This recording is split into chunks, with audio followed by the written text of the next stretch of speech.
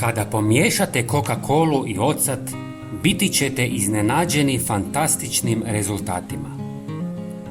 Potrebna vam je jedna posuda u koju ćete prvo natočiti 2,5 decilitara kole.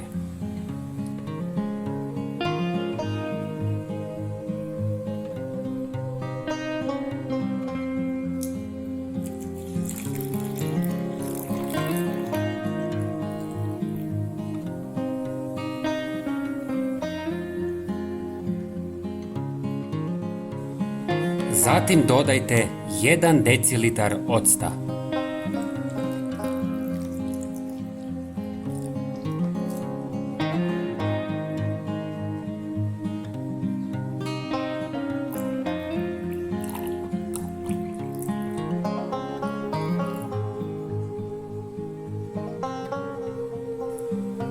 I zadnji sastojak je 1 mala žlica kuhinjske soli.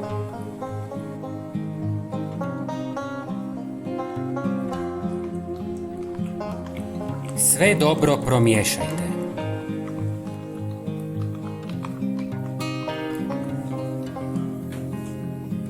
I ulijte u bočicu s raspršćivačem.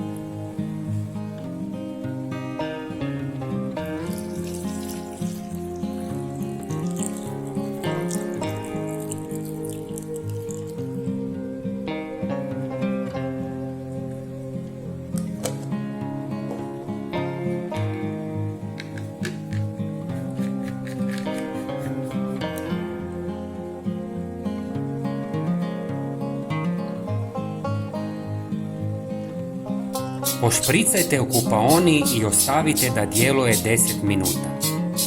Kola, ocat i sol su odlični za čišćenje kupaone, WC-a i drugih površina. Uklanjaju sve nečistoće, kamenac, vraćaju stari sjaj, daju svjež miris i dezinficiraju površine. Dragi prijatelji, ako vam je ovaj video bio koristan, podijelite ga sa svojim prijateljima i pretplatite se na naš kanal. Hvala vam puno. Pozdrav!